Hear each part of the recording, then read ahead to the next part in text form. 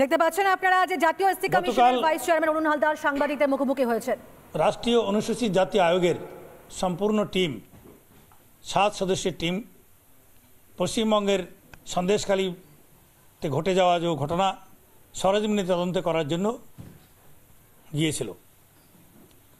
আমার নেতৃত্বে পুরো টিম গিয়েছিল।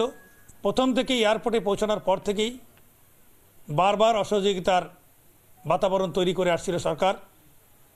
পশ্চিমবঙ্গ সরকার কোনো কোঅপারেশন করতে রাজি ছিলেন না। বারবার তারা বলছিলেন ওখানে পরিস্থিতি খারাপ, এই খারাপ পরিস্থিতির মধ্যে আপনারা কিছুতেই আসতে পারবেন না, আপনারা পরে আসুন। আমরা কাউন্টার কোশ্চেন করেছিলাম যে পরিস্থিতি এতই খারাপ হয় তো আপনারা লিখে পাঠান যে পশ্চিমবাংলার পরিস্থিতি খারাপ, আমরা কন্ট্রোল করতে পারছি না, তাহলে আমরা এমনিতেই রাষ্ট্রপতি শাসনের জন্য অনুরোধ করতে পারবো যে আপনারা সামলাতে পারছেন না তো ঠিক আছে। কিন্তু সেটা ওনারা লিখে দিতে পারলেন না। বারবার ফোন করে আমাদেরকে যে কোনো কারণেই হোক ওখানে ঢুকতে দিতে চাইছিলেন না, কারণ ওদের সত্যিটা বেরিয়ে আসবে। কোনো মতেই সরকারি ব্যবস্থায় যারা আছেন তারা চাইছিলেন না যে কমিশন গিয়ে ওখান থেকে সত্যিটা বের করে আনুক, এটাই মূল কারণ ছিল। আর সেই কারণেই কোনো কাউকেই ওখানে ঢুকতে দিচ্ছে না 144 বাহানা করে। ওখানকার মানুষের মধ্যে ধিকি ধিকি করে যে ক্ষোভ জ্বলছে, সেই ক্ষোভটা প্রতিনিয়ত জ্বলছে, বাড়ছে। সেটাকে ধামাচাপা দেওয়ার জন্য 144 লাগিয়ে একটা কানুনের বাহানা বানিয়ে তাদেরকে স্তব্ধ করার চেষ্টা করছে। আর বিশেষ রূপে আপ লোগোর মাধ্যমে আরও একটা কথা ক্লিয়ার করতে চাই, যেখানে স্রেফ বিরোধী দলের মহিলা বা তাদের উপরেই টর্চার হচ্ছে না, ওখানে শাসক দলের বহু লোকও লাঞ্ছিত, নিপীড়িত, বঞ্চিত। আজকে ওখানকার যে বাদশা, ওখানকার যে কুখ্যাত টেররিস্ট শাহজাহান মোল্লা, যিনি টিএমসি দলের এক তকমা নিয়ে শাসক দলের ক্ষমতাকে অপব্যবহার করে যে সাম্রাজ্য গড়ে তুলেছেন, সেই সাম্রাজ্যের প্রতি যখন ইডি ওখানে তল্লাশি করতে গেল, ইডির উপর হামলা করলো, আর কেস হওয়ার পরে ওই বাদশা যখন পালিয়ে বেড়াচ্ছে, ফেরার হয়ে যাচ্ছে, তখন ওখানকার সমস্ত সাধারণ মানুষ সামনে এসে, রাস্তায় এসে, সেখানে কোনো পলিটিক্যাল দলের লোক না, সাধারণ মানুষ তারা সামনে এসে এই বিক্ষোভটা দেখাতে শুরু করেছিলেন। এবং সেই বিক্ষোভটাকে ইমিডিয়েটলি ধামাচাপা দেওয়ার জন্য ওরা 144 লাগিয়ে জবরদস্তি যারা প্রোটেস্ট করছিলেন তাদের মধ্যে অনেককেই ওরা অ্যারেস্ট করে ওরা জেলে পুরে দিয়েছেন। কালকে সেই খবরটাও লাস্ট মুহূর্তে আমরা পেয়েছি। আমাদের ইচ্ছা আছে যাদের যাদের জেলে ওখানে রেখেছে তাদেরও তালিকা চেয়েছি, এবং আমরা আমাদের ইন্টারনাল যে আমাদের টিম আছে তার মাধ্যমে তাদের তালিকা বার করার চেষ্টা করছি যে কাদের কাদের অন্যায়ভাবে এইভাবে জেলে রেখে দিয়েছে প্রোটেস্ট করার কারণে।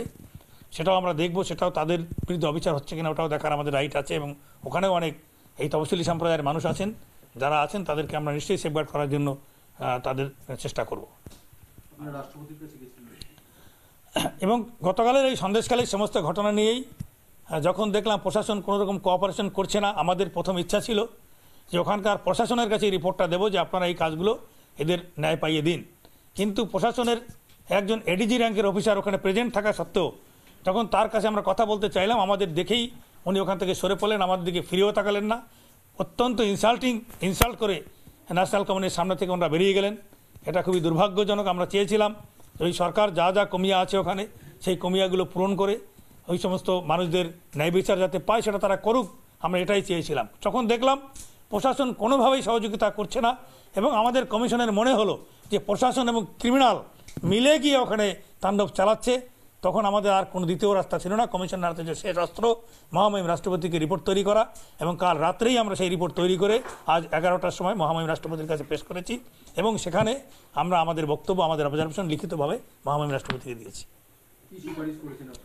রাষ্ট্রপতির কাছে যেটা বলেছি যে যে কোনো রাজ্যের বা যে কোনো সরকারের যেখানকার শোষিত, পীড়িত, বঞ্চিত সমাজের মানুষ যারা থাকে, এমনি তো সবার জন্যই সরকার দেখবেই, কিন্তু আলাদাভাবে আর্টিকেল 338-এ এই শ্রেণীর মানুষদের তাদেরকে সেফগার্ড করার কথা বলা আছে।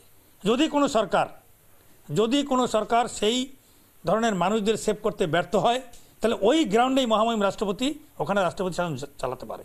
এবং যেখানে একটা বিরাট সংখ্যক মানুষ, ভারতবর্ষের দ্বিতীয় বৃহত্তম তপশিলি অধ্যুষিত স্টেট পশ্চিমবঙ্গ, সেই রাজ্যের মানুষদের যখন নিরাপত্তা বিঘ্নিত হচ্ছে, তাদের জানমানের সম্মান নিয়ে টানাটানি চলছে, তাদের সম্পত্তি অধিগ্রহণ করে নিচ্ছে, জবরদস্তি নিয়ে নিচ্ছে, তাহলে সেখানে একদম আইনিভাবে ওখানে আইনিভাবে রাষ্ট্রপতি শাসন লাগাতে পারে, একদম আইনে পড়ে যাচ্ছে, এখানে কেউ বিরোধিতা করতে পারবে না। এইভাবে আমরা ওনাকে রিপোর্ট পাঠিয়েছি এবং উনি পজিটিভলি সেই রিপোর্ট দেখেছেন এবং উনি আমাদের আশ্বস্ত করেছেন উনি ওনার রাষ্ট্রপতির ভবনে যে সমস্ত টিম আছে তাদের সাথে বসেন নিশ্চয়ই সেটার ব্যাপারে ভাবনা চিন্তা করবেন বলে আমাদের আশ্বাস করছেন।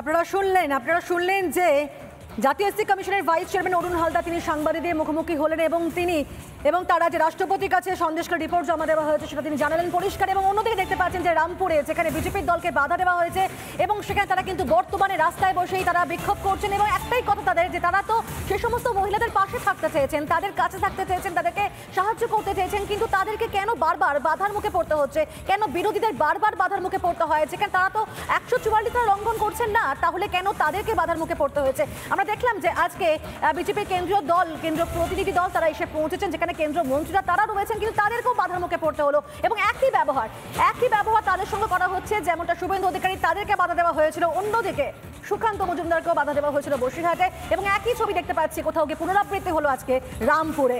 তবে তারা কিন্তু ভিডিও কলে সন্দেশখালীর মহিলাদের সঙ্গে কথা বললেন, তাদেরকে আশ্বস্ত করলেন তাদের পাশে থাকার।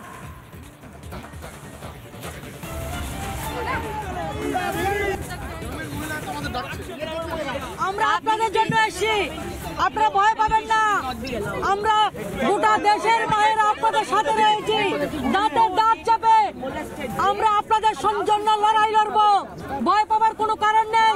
মমতা ব্যানার্জির যে পুলিশ আমাদেরকে রুখে দিয়েছে, যারা শেখ শাহজাহানকে অ্যারেস্ট করতে পারে না, আর রাজ্যের মুখ্যমন্ত্রী যিনি মহামাটি মানুষের কথা বলেছেন, মায়েদের ইজ্জতকে লুণ্ঠন করেছেন, আমার ভাইদেরকে সম্পত্তি লুট করেছেন, আমাদের সম্পত্তি লুট করেছেন, আপনাদের সাথে অত্যাচার হয়েছে, আমরা প্রত্যেকে জানি, আমরা প্রত্যেকে আপনাদের সাথে রয়েছি।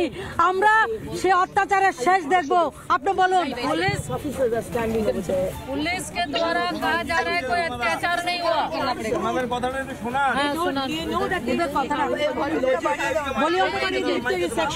पुलिस एक मिनट बोलুন, কথা বলবেন আপনারা। বলুন দিদি, বলুন।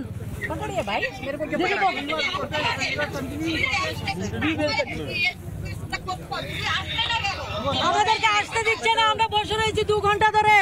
পুলিশ আমাদেরকে আটকে রেখেছে। বলছে আপনাদের সঙ্গে কিছু হয়নি। পুলিশ বলছে আপনাদের সঙ্গে নাকি কিচ্ছু হয়নি। আপনারা আসুন, আসুন, আমরা বসছি, আপনারা আসুন, আমরা বসছি, আমরা দেখা করে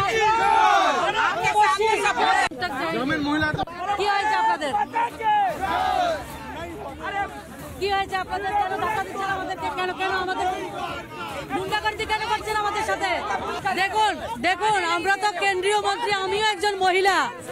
আজকে ওয়েস্ট বেঙ্গলের লাখো মহিলার সবরাম ইজ্জত লুট করা হয়েছে। যারা লুটেরা, যারা গুন্ডা, তাদের নামে প্রশস্তি গাওয়া হয় বিধানসভাতে দাঁড়িয়ে।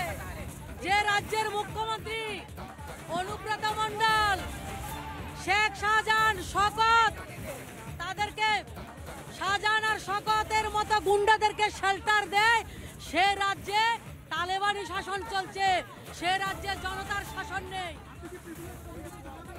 অবশ্যই জানাবো। প্রতিমা দেবী, বারবার সন্দেশখালী যেতে বাধা দেওয়া হচ্ছে বিজেপির প্রতিনিধি দলকে। সন্দেশখালী, আজকে সন্দেশখালীর মায়েরা একটু সুযোগ পেয়ে মমতা ব্যানার্জি যে অত্যাচারের শাসন কায়েম করেছে, উনার পুলটা খুলে দিয়েছেন। আজকে হিম্মত দেখিয়ে দিনের পর দিন তাদেরকে মানসিকভাবে, শারীরিকভাবে যে অত্যাচারটা করা হয়েছে, তারা সেটা বলার সুযোগ পেয়ে বলে দিয়েছেন। মমতা ব্যানার্জি এবং মমতা ব্যানার্জির পুলিশ হাজার হাজার শেখ শাহজাহানকে শেল্টার দিচ্ছে, আর নিপীড়িত অত্যাচারিত মায়েদেরকে তারা শেল্টার দিচ্ছে না। তাদেরকে কথা শোনার জন্য, যাওয়ার জন্য আমরা এসেছি, আমাদেরকে রাস্তা বন্ধ করে দিয়েছেন। আমি জিজ্ঞেস করেছি 144-এ কতজন লোক ভেতরে যেতে পারবে? পুলিশ বলেছেন 4 জন যেতে পারবে। আমি বললাম আমরা 4 জন যাব। আমরা পুলিশ নিয়ে আপনাদেরকে নিয়ে ভেতরে যাব, আমাদেরকে যেতে দিন। পীড়িতা যে মহিলা যারা হিম্মত করে নিজেদের প্রাণের, নিজের পরিবারের প্রাণের ভয় না করে প্রাণটাকে হাতে নিয়ে তারা সত্য কথা, সত্য আওয়াজ তুলেছেন। ওয়েস্ট বেঙ্গলের লক্ষ লক্ষ মহিলাদের ইজ্জত লুণ্ঠিত হয়েছে। কয়েকজন মহিলা প্রতিনিধি হিসাবে আজকে ওনারা সেই প্রতিবাদ করেছেন, সত্য কথাটা উজাগর করেছেন। সেই মহিলাদের কাছে আমাদেরকে যেতে হবে, তাদেরকে ন্যায় দিতে হবে, এবং যারা হিম্মত করে এই কথাটা বলেছেন তাদেরকে আমি স্যালুট করি। মমতা বন্দ্যোপাধ্যায় বিধানসভায় দাঁড়িয়ে শেখ শাহজাহানকে কার্যত ক্লিন চিট দিচ্ছেন তিনি। তো যেটা থেকে প্রমাণিত হয় মমতা ব্যানার্জি গুন্ডা, উনি অর্গানাইজ গুন্ডার সরকার পরিচালিত করছেন। উনার ছত্রছায়া, উনার মমতা ব্যানার্জির আঁচলের তলায় হাজার হাজার শেখ শাহজাহানকে উনি জন্ম দিয়েছেন, উনি লালন করছেন, উনি পালন করছেন। আর লক্ষ লক্ষ হিন্দু মহিলাদেরকে টার্গেট করে তাদের ইজ্জতকে লুট করছেন, যেটাকে আর সহ্য করা হবে না। এই সেন্ট্রাল ফ্যাক্ট ফাইন্ডিং টিম এর আগে বহুবার এসছে, তারা কারা সেটা বারবার আমরা দেখেছি। কখনো দেখেছি যে মধ্যপ্রদেশের যুব সংগঠনের প্রাক্তন সভাপতি এসছেন তার প্রধান কর্তা হিসেবে, কখনো দেখেছি গুজরাটের বিজেপি মহিলা মোর্চার প্রাক্তন সভানেত্রী এসছেন তার প্রধান কর্ত্রী হিসেবে, কখনো দেখেছি দিল্লি মিউনিসিপ্যালিটি ইলেকশনের বিজেপি প্রাক্তন কাউন্সিলর পদপ্রার্থী তিনি এসেছেন ফ্যাক্ট ফাইন্ডিং টিমের সদস্য হিসেবে। অর্থাৎ এই ফ্যাক্ট ফাইন্ডিং টিম পরিষ্কারভাবে বিজেপির আরেকটা শাখা সংগঠন, পুরোটাই একটা পরিকল্পিত চক্রান্ত। তৃণমূল কংগ্রেসকে রাজনৈতিকভাবে হারানো যাচ্ছে না বলে তৃণমূল কংগ্রেসকে বদনাম করার জন্যে একদিকে তাকে আর্থিকভাবে বঞ্চনা করো, অন্যদিকে বিভিন্নভাবে কালিমালিপ্ত করো ইডি সিবিআই দিয়ে। এখন ফ্যাক্ট ফাইন্ডিং টিমের নামে বিজেপির শাখা সংগঠন এসে আবার সংকীর্ণ রাজনীতি করতে চাইছে।